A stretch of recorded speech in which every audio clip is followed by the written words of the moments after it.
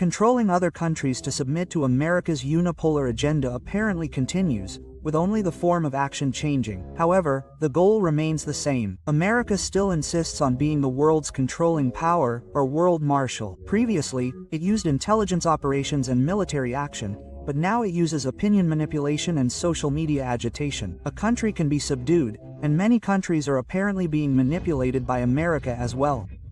Even defense intelligence analysts say the decision to replace Sri Mulyani is a dangerous geopolitical decision that could lead America to turn Indonesia into the next Nepal. Therefore, let's turn to Nepal first. A new report warns that Washington has poured more than $00 million, equivalent to trillions of rupiah, into Nepal since 2020. This demonstrates a deliberate American effort to shape the political order of this Himalayan nation, neighboring China, under Washington's control. Mass protests sweeping Nepal have resulted in demonstrations that have killed at least dozens of people, destroyed government and commercial property, and led to the resignation of Prime Minister Khadga Prasad Sarma Oli. Widely viewed as a response to corruption, unemployment, and social media restrictions, however, it is not that simple.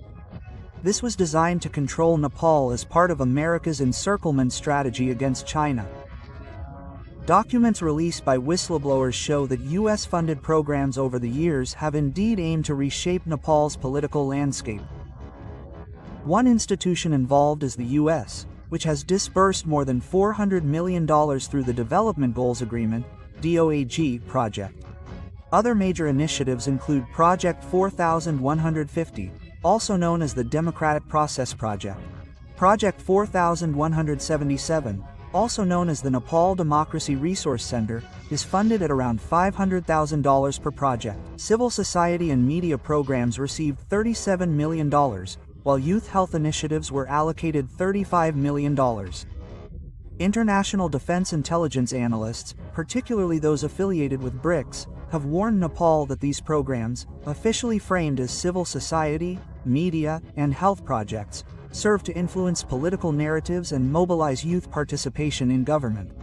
These programs include the National Democratic Institute, the International Republican Institute, and the International Foundation of Electoral Systems. They focus on youth engagement, party democracy, governance, and political control mechanisms. The NDI, for example, trains activists in leadership and advocacy. Meanwhile, the International Reform Institute, IRI, conducted a national survey in 2024, showing that 62% of Nepalese wanted a new political party, and this was deliberately programmed and subtly propagated.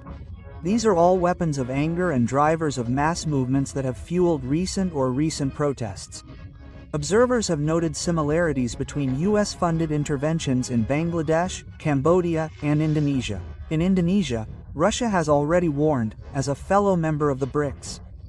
In Nepal, youth and civil society programs coincided with political unrest, with a combination of extensive funding, targeted programs, and youth engagement suggesting that the recent upheaval in the country was influenced by US intervention, which was intended to encircle China. Now imagine this high school student in Nepal delivering a powerful speech akin to Bung Karno, Hitler, Che Guevara, or Fidel Castro. Without training and Western-style democracy and freedom of speech, he wouldn't have been so intelligent. Let's watch the video.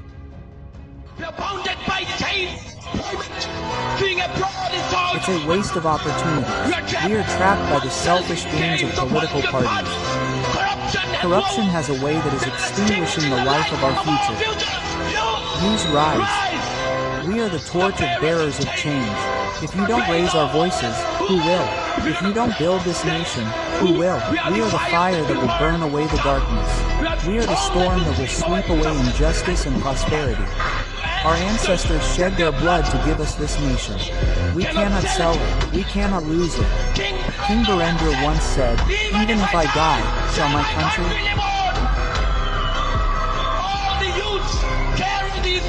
All the youths carrying these words in your heart and a monument of change in the history is ours and its future is in our hands. Die, you up! Die, Nepal! Friends, we are waiting for your comments. Peace.